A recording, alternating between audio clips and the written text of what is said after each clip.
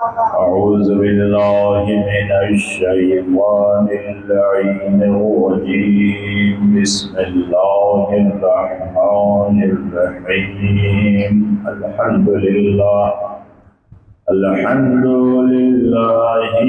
رب العالمين والصلاة والسلام على خير خلقه طبيب قلوب المؤمنين حبيب إله العالمين شفيع المذنبين رحمة للعالمين مولانا ومولى الكونين جد الحسن والحسين سيدنا ومولانا أبي القاسم محمد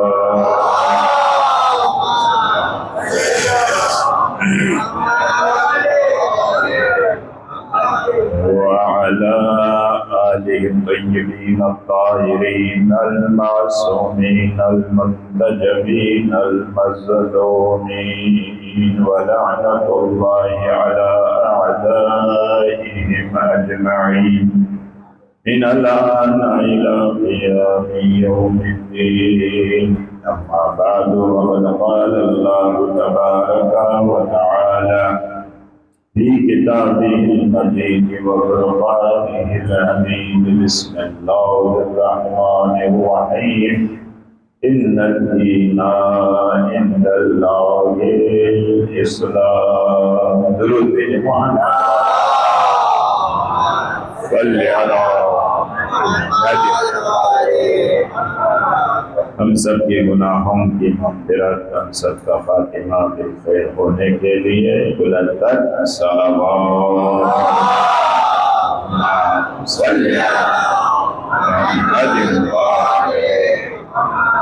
ماشاءاللہ کافی تعداد میں مومنین تشریف فرما ہے، اس حساب سے صلوات کی آواز کمزور ہے اور محمد کی عظمت کو مد نظر رکھتے ہوئے جتنی عقیدت و محبت ہے خاندان اہل بیت کے ساتھ اسی حساب سے سب مل کے آواز بلند صلوات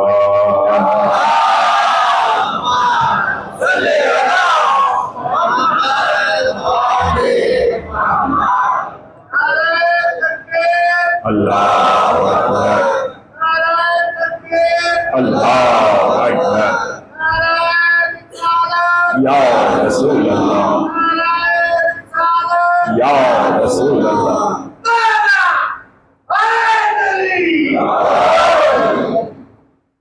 جزاکم اللہ واجب الاحترام حجت الاسلام والمسلمین مولانا نثار حسین فردوسی صاحب کی خرچہ پر تشریف فرما ہے، بزرگان دین سادات نظام تشریف رکھتے ہیں۔ انتہائی اختصار کے ساتھ چند مطالب آپ صاحبان ایمان کی خدمت میں حضرت امام محمد باقر علیہ السلام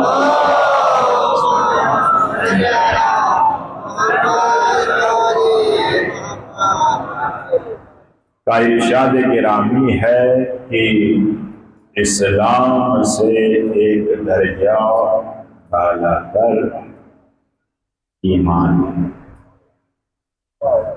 اس لیے قرآن مجید کی آیت ہے قالت الاعراب آمنا قل لم تؤمنوا ولكن قولوا اسلمنا۔ اعرابی لوگ کہنے لگے کہ ہم نے اسلام لائے ہیں، تو اللہ کی طرف سے حکم ہوگا، یہ نہیں کہنا کہ ہم نے ایمان لائے ہیں، بلکہ یہ کہنا کہ ہم نے اسلام لائے، کیونکہ اسلام جو ہے حرم کی مانند ہے، حرم میں ہر کوئی داخل ہو سکتا ہے، اور ایمان جو ہے کعبے کی مانند، کعبے کے اندر جو ہے ہر کوئی جا نہیں سکتا ہے۔ اس لیے رحمت العالم نے قیامت تک کے لیے اسلام اور ایمان کے فرق کو ظاہر کرنے کے لیے، تاکہ ایمان کی بھی کوئی پہچان ہو، ایمان کی بھی کوئی علامت ہو، اس کے ذریعے سے ہم پہچان سکیں کہ بندہ صاحب ایمان ہے۔ تو رسول خدا نے ارشاد فرمایا علی حبہ ایمان و بغضہ نفاق، علی بن ابی طالب سے محبت رکھنا یہ ایمان کی علامت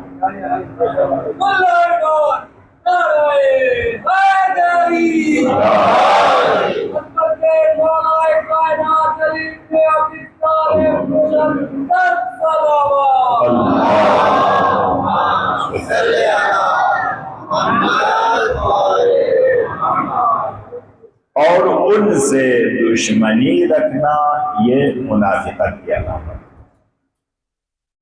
تو اسلام سے ایک درجہ بالاتر جو ہے ایمان ہے، ایمان سے ایک درجہ بالاتر تقویٰ ہے، اور تقویٰ سے ایک درجہ بالاتر صفت یقین۔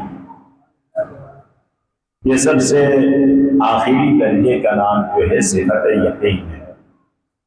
تو اس لیے اس حد تک یقین کی صفت ظاہری طور پر مطلب عبادات جو ہے سب بجا لاتے ہیں، لیکن یقین کی کیفیت میں فرق، الفاظ و معانی میں تفاوت نہیں، لیکن ملا کے اعضاء اور مجاہد کے اعضاء، یہ ظاہری مطلب اعضاء تو دونوں کیا ایک جیسے ہیں، لیکن اس کیفیت میں فرق جو صفت یقین سے تعبیر کرتے ہیں۔ اس لیے حضرت داؤد علیہ السلام نے حضرت سلیمان کو اپنا جانشین اور وسیع منتخب کرتے وقت سب کے سامنے بڑی محفل میں ایک سوال کیا، میرا لخت جگر ذرا یہ تو بتا دیں کہ دنیا میں وہ نیکی کون سی ہے جو بہت کم پائی جاتی۔ تو حضرت سلیمان نے عرض کیا کہ وہ نیکی صفت یقین جو بہت کم پائی جاتی۔ پھر حضرت داؤد نے سوال کیا، میرا لخت جگر ذرا یہ تو بتا دیں وہ برائی کون سی ہے جو سب سے زیادہ پائی جاتی۔ تو حضرت سلیمان نے جواب دیا وہ شک کی صفت ہے۔ جس طرح علم کے مقابلے میں جہل ہے، روشنی کے مقابلے میں تاریکی ہے، دن کے مقابلے میں رات ہے، نجاست کے مقابلے میں طہارت ہے، اسی طریقے سے شک کے مقابلے میں یقین۔ یہ صفت یقین جو ہے یہ ایمان کی آخری درجے کا درود بھیجے محمد۔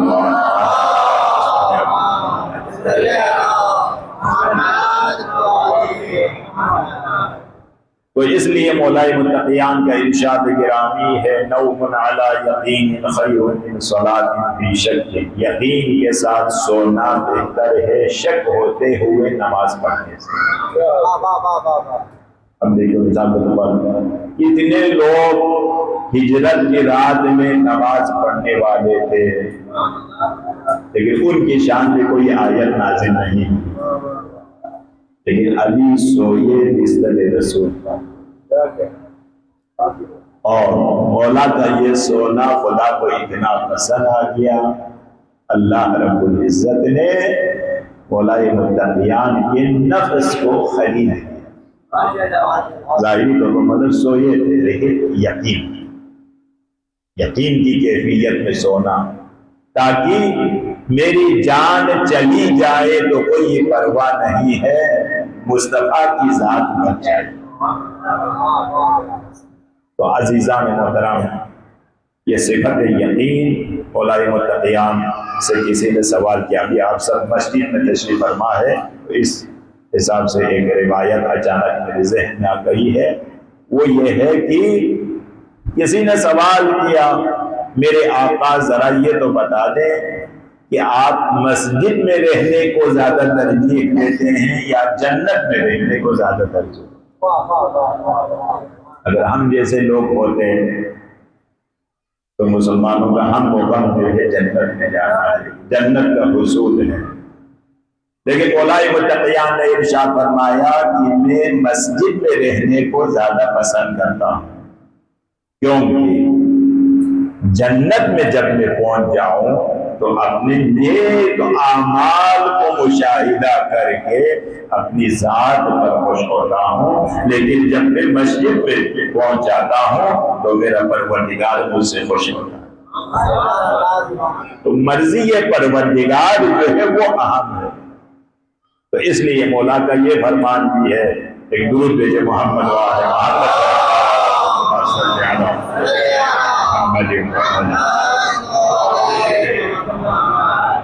یہ مولا فرماتے ہیں کہ ان قوما عبدوا اللہ رغبتا فتلک عبادت التجار، بعض لوگ جو ہے جنت کے لالچ میں خدا کی عبادت کرتے، تو یہ تاجروں کی عبادت۔ وَإِنَّ قَوْمًا عَبَدُوا اللَّهَ رَهْبَةً فَتِلْكَ عِبَادَةُ الْعَبِيدِ، اور کچھ لوگ ایسے ہیں جو آتش دوزخ سے خوف کھاتے ہوئے اللہ کی عبادت کرتے، تو یہ غلاموں کی عبادت۔ وَإِنَّ قَوْمًا عَبَدُوا اللَّهَ شُكْرًا فَتِلْكَ عِبَادَةُ الْأَحْرَارِ، اور کچھ لوگ ایسے ہیں جو مقام شکر میں اللہ کی عبادت بجا لاتے ہیں، تو یہ آزاد لوگوں کی عبادت، مقام شکر میں جو ہے خدا کی عبادت ہوتا ہے، نہ جنت کے لالچ میں ہے، نہ آتش دوزخ سے خوف کھاتے ہیں، اس یقین کے ساتھ شکر خدا بجا لانے کے لیے یہ عبادت۔ تو اس لیے عزیزان محترم، یہ صفت یقین کو سمجھانے کی خاطر ایک مختصر مثال آپ لوگوں کی خدمت میں عرض کرتا ہوں۔ ایک درود بھیجے محمد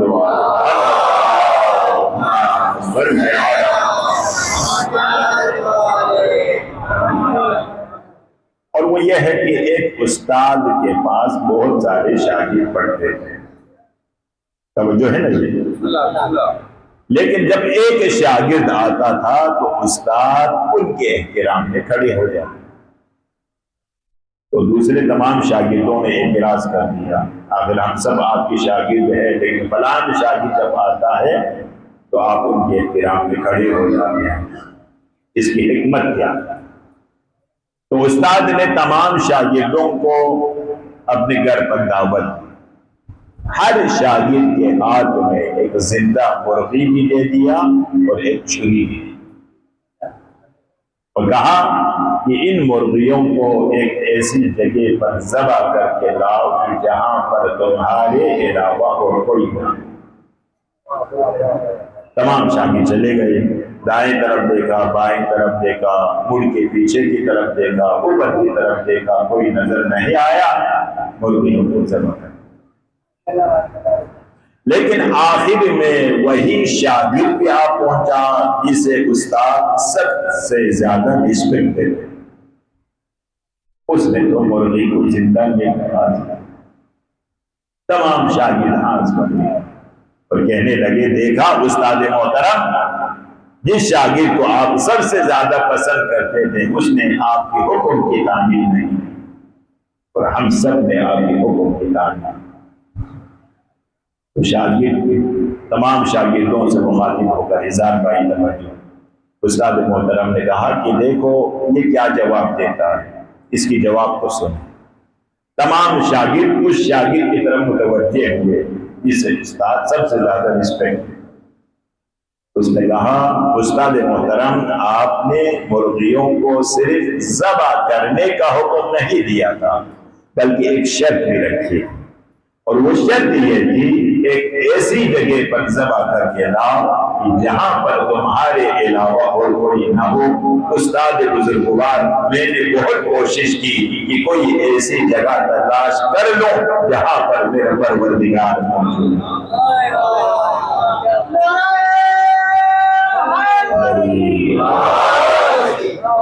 تو میں نے ہر جگہ پر اپنے پروردگار کو دیکھا، تو استاد نے ایک تاریخی جملہ کہا کہ دیکھو تم لوگوں میں اور میرے اس شاگرد میں یہی فرق ہے، تم لوگ اپنے پروردگار کو شک کی نظروں سے دیکھتے ہو اور میرا یہ شاگرد اپنے پروردگار کو یقین کی نظروں سے دیکھتا ہے۔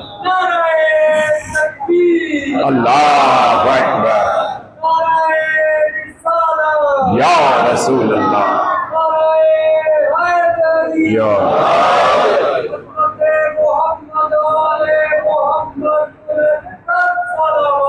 اللہم صلی علی محمد۔ تو یہ یقین کی کیفیت میں زندگی گزارنا یہ بہت اہم ہے۔ چھٹے امام کا ایک خاص صحابی ہے عبداللہ ابن یعفور، چھٹے امام کا ایک خاص صحابی۔ ایک دن جب وہ امام کی دولت سرا میں آ پہنچا، کیا دیکھا؟ سامنے ایک پلیٹ پر ایک انار رکھا۔ مولا نے فرمایا اے عبداللہ ابن یعفور، اگر میں اس انار کے 2 حصے کر دوں، توجہ ہے نا جی، اس انار کے 2 حصے کر دوں اور میں یہ کہوں انار کا آدھا حصہ حلال ہے آدھا حرام ہے، تو تم کیا کہو گے؟ اللہ، یہ یقین کی منزل ہے عبداللہ ابن یعفور کی۔ وہ یہ کہتا ہے اگر آپ نے ایسا کہا تو میں یقین کے ساتھ کہہ سکتا ہوں یہی میرے لیے حکم خدا ہے، یہی میرے لیے حکم خدا ہے، اس انار کا آدھا حصہ حلال ہے اور آدھا حرام۔ اسی طریقے سے تاریخ تشیع میں ایک عظیم شخصیت، ان کا نام ہے یونس ابن عبد الرحمن۔ اب جن لوگوں کا نام مطلب یونس ہے کم از کم وہ لوگ کو یاد رکھیں، باقی لوگ بھول جائیں تو کوئی بات نہیں، جن کا نام یونس ہے تو کم از کم واقعے کو یاد رکھیں۔ یونس ابن عبد الرحمن سرکار خراسان حضرت امام رضا علیہ الصلوۃ والسلام، اللہم صلی علی محمد، اور حضرت امام محمد تقی علیہ الصلوۃ والسلام، اللہم صلی علی محمد۔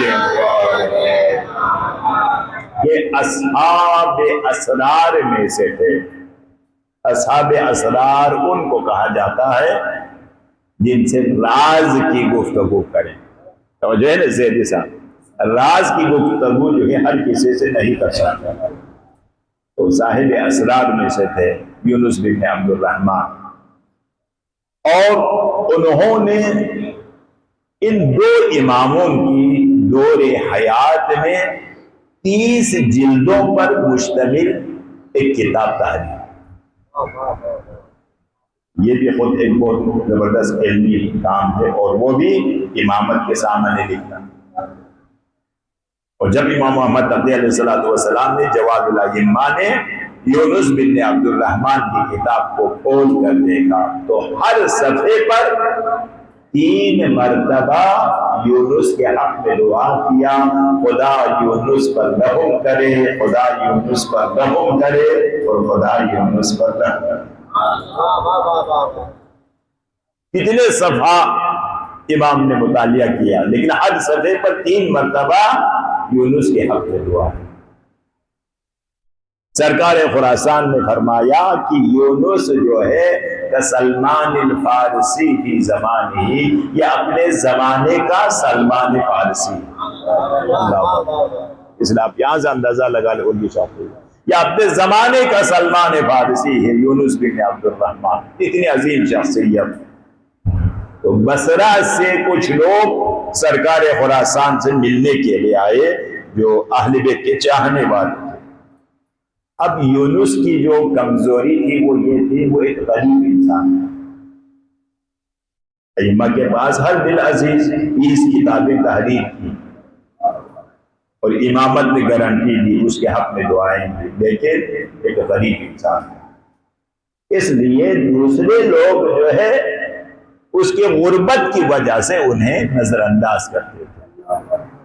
توجہ سے سنیں، غریب ہونے کی وجہ سے نظر انداز کرتے تھے۔ نفسیات کے ماہرین یہ فرماتے ہیں کہ انسان کے پاس اگر پیسہ نہیں ہے تو اس کا اخلاق بھی دکھائی نہیں دیتا. توجہ سے ایک نامور صاحب ثروت انسان وہ آ کے مطلب لوگوں سے مصافحہ کرے، کسی کو گلے لگائیں تو کہتے ہیں اتنا ماشاءاللہ خوش اخلاق انسان، اس کے اخلاق جو ہے لوگوں کے سامنے. لیکن ایک غریب انسان کے اخلاق بھی لوگوں کی نظروں سے پوشیدہ. اہل بصرہ نے سب نے جو ہے امام کی خدمت میں یونس کی بدگوئی کی، برا بھلا کہا یونس کو غریب ہونے کی وجہ سے. اور جب وہ لوگ چلے گئے تو روایت یہ کہتی ہے فخرج باکیاً، یونس روتا ہوا اس حجرے سے نکلے، امام کی خدمت میں پہنچا اور اس نے عرض کیا، اس کو غور سے سنیں، یبن رسول اللہ، میری حقیقت تو آپ کے سامنے ہے، میں کون ہوں کیا ہوں میری حقیقت آپ کے سامنے ہے، لیکن یہ بصرہ والے مجھے برا بھلا کہتے ہیں.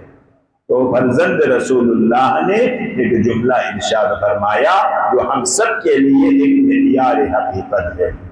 سرکار خراسان نے ارشاد فرمایا، اے یونس ابن عبد الرحمن، اگر پوری کائنات کے لوگ تمہیں برا بھلا کہیں تو تم پریشان نہ ہونا، کیونکہ زمانے کا امام تم سے راضی ہے.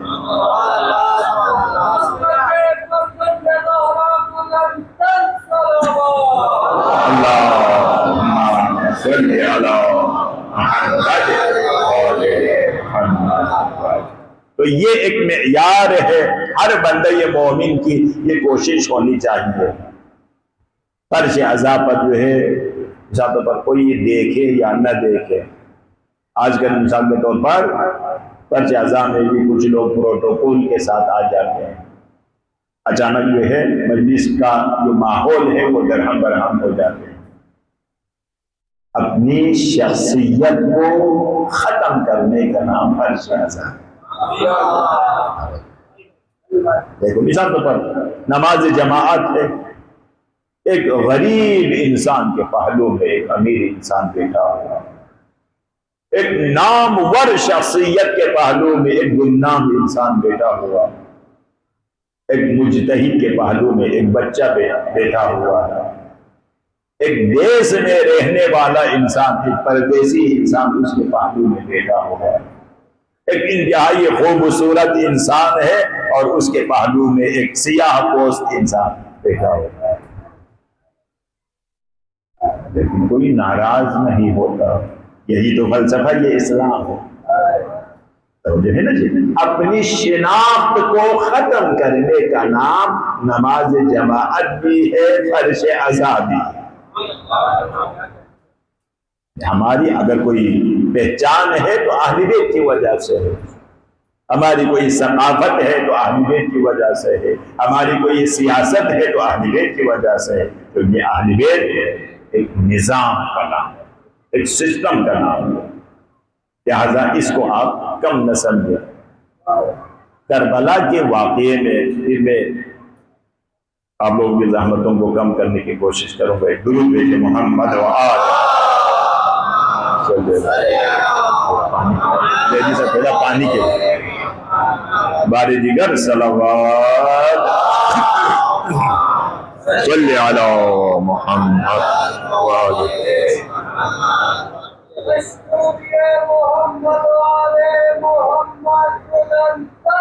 صلوات اللہ.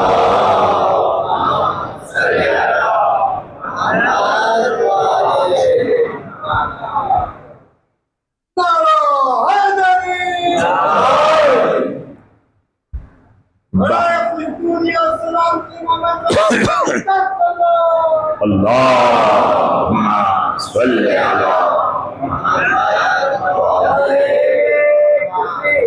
اللہ اکبر یا رسول اللہ یا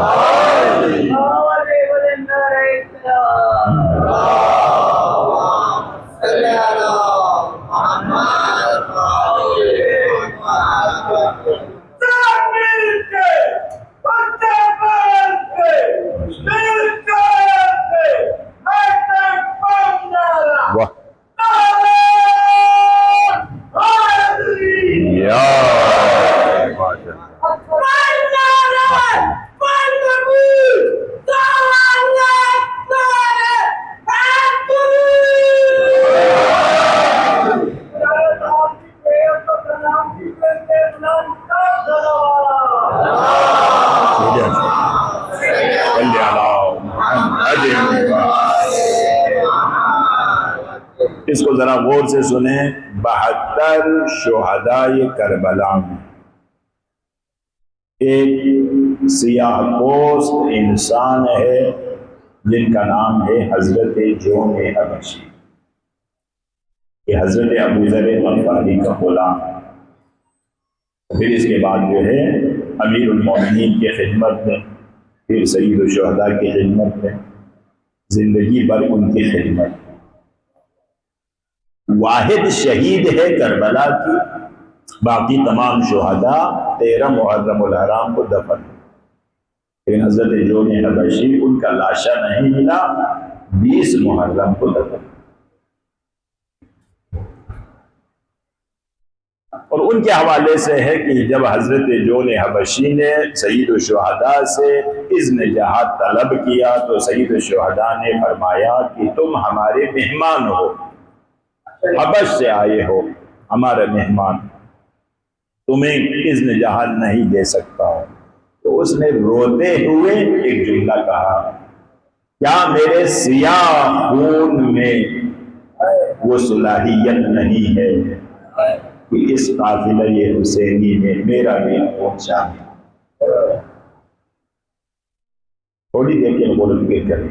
امامت کی جب نگاہوں میں آ جائیں تو ایک خاکی انسان بھی افلاکی بن جاتے ہیں. تو سید الشہداء نے حضرت جون حبشی کے سرانے پر 3 دعائیں، اللہم بیض وجہہ، پروردگارا جون کی چہرے کی سیاہی کو سفیدی میں تبدیل کر، وَأَطْيِبْ رِيحَهُ، اور اس کے وجود میں جو بدبو ہے اسے خوشبو میں تبدیل کر، وَاحْشُرْهُ مَعَ مُحَمَّدٍ وَآلِ محمد، اور اسے کل بروز محشر محمد و آل محمد کے ساتھ محشور کر. تو یہ انسان کی تقوی، خلوص اور صفت یقین کی وجہ سے، اور یہی جذبہ کربلا کے مرد و زن تمام خواتین میں یہ جذبہ موجود ہے.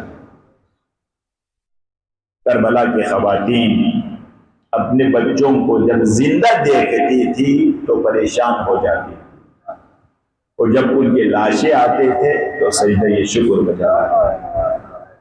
یہ کیا ہے؟ ایک یقین کی منزل ہے. تو اس لیے انبیاء کے وکیل صاحب توجہ کا طالب، آپ پڑھے لکھے لوگ ہیں نا، انبیاء کے ایک عالم دین نے ایک خوبصورت جملہ کہا،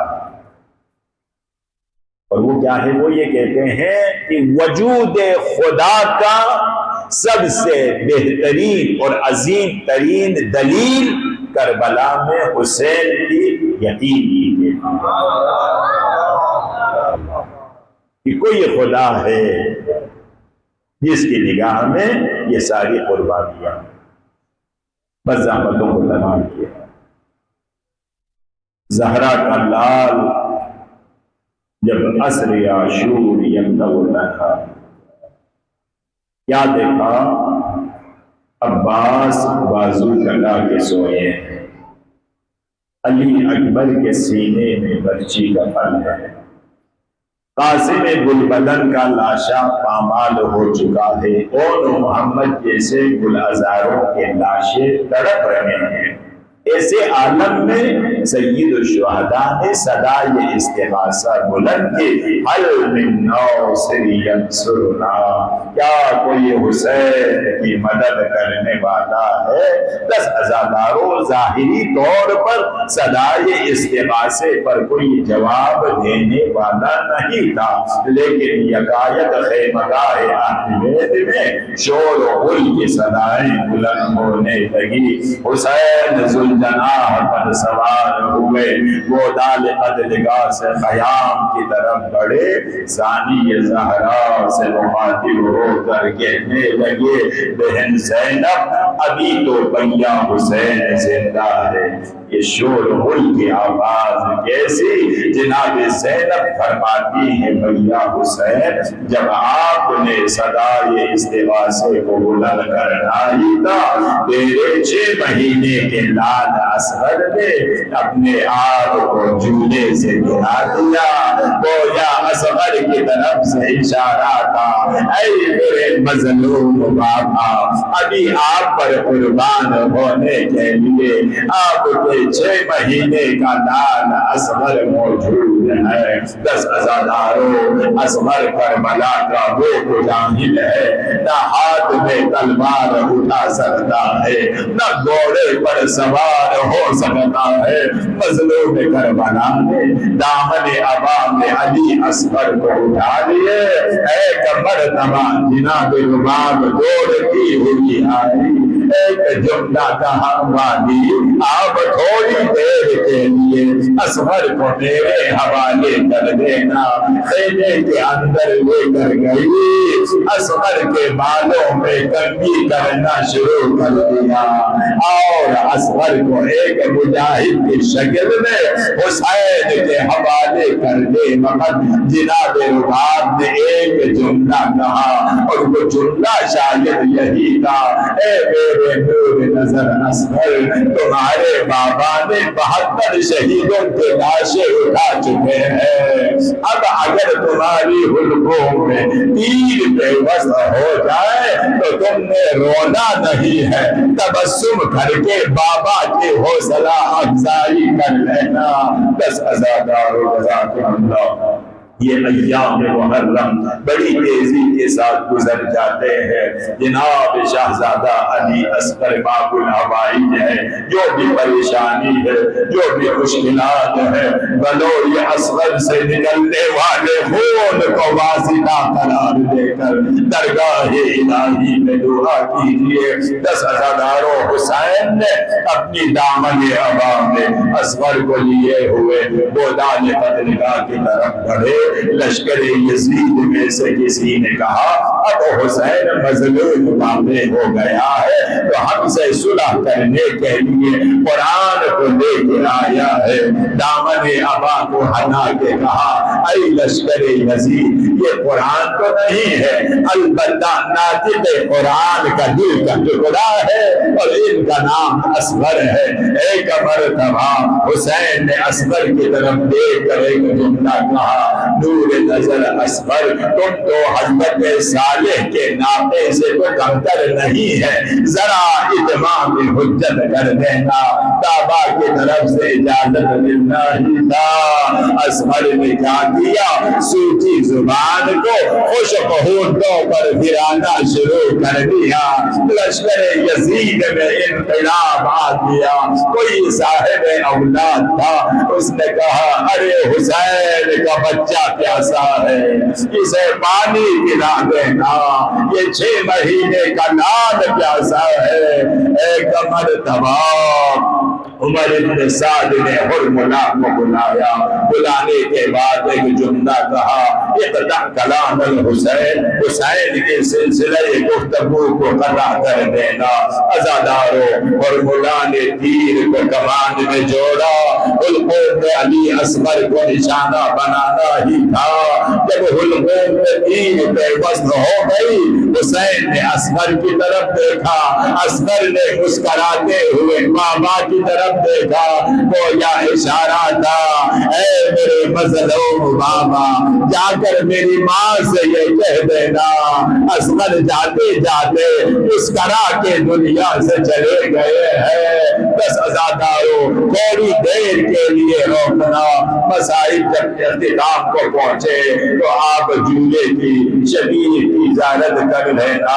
10 عزاداروں جزاکم اللہ، یہ عاشورہ کے دن زیارت عاشورہ بجا لانے کا طریقہ کار یہ ہے، آپ اپنے گھر کے چھت پر چلے جائیں، ننگے سر ہو کر، ننگے پیر ہو کر 7 مرتبہ مشرق کی طرف دھڑیں، 7 مرتبہ مغرب کی طرف دھڑیں، یہ کہتا ہوا انا للہ و انا الیہ راجعون۔ یہ سید الشہداء کی نعتی کرتے ہوئے جب سید الشہداء نے لاشِ علی اصغر کو اٹھا لیا، حسین جیسا صابر انسان کی سوچ میں پڑ گیا، اگر میں کس طریقے سے لاشِ اصغر کو رباب کی خدمت میں لے کے جاؤں، 7 مرتبہ قتلگاہ کی طرف دھڑے، 7 مرتبہ خیمگاہ کی طرف دھڑے، یہ کہتا ہوا انا للہ وَإِنَّا إِلَيْهِ رَاجِعُونَ۔ 10 عزادار جزاکم اللہ، حسین نے لاشِ اصغر کو اٹھا لیا، خیام کی طرف روانہ ہوئے۔ ایک مرتبہ سکینہ دوڑتی ہوئی آئی اور کہنے لگی بابا آپ نے جو اصغر کو پانی پلا کے لائے ہو، ارے سکینہ بھی تو پیاسی ہے۔ 10 عزاداروں، کربلا کی 2 خواتین ہیں جن کے دونوں نور نظر کربلا میں، راہ کربلا میں شہید ہوئے۔ ایک جناب زینب کے مون محمد ہے اور دوسرا جناب رباب کے اصغر اور سکینہ ہے۔ نسائی کا آخری جملہ، پھر اس کے بعد آپ گہوارے کی زیارت کریں گے۔ جب اسرائیل آل محمد کا لٹا ہوا قافلہ ریڈ خانہ شام سے رہائی ملنے کے بعد مدینہ جانے کے لیے آمادہ ہو گئے، تمام مستورات پشت ناکوں پر موجود تھی۔ ایک مرتبہ علی کی شیرنی بیٹی زینب نے کہا نور نظر سجاد تمام مستورات کو پشت ناکوں پر موجود ہے، لیکن تمہاری مادر گرامی جناب رباب نظر نہیں آ رہا۔ 10 عزاداروں، امام سجاد نے اس منظر کو یاد کر کے 40 برس تک روتے رہے۔ امام سجاد اپنی مادر گرامی کی تلاش میں نکلتی ہے، جب قید خانہ شام میں آ پہنچا، بڑا عجب منظر دیکھا امام سجاد نے، جناب رباب قبر سکینہ سے لپٹ کر فریاد کر رہی ہے۔ امام سجاد اصرار کر رہے ہیں، رباب انکار کر رہی ہے۔ ایک مرتبہ جناب رباب نے ایک جملہ کہا نور نظر سجاد میرا دامن اجڑ گیا، میں قبر علی اصغر کو کربلا چھوڑ کے آئے ہو، اب قبر سکینہ کو قید خانہ شام میں چھوڑ کے مدینہ ماتم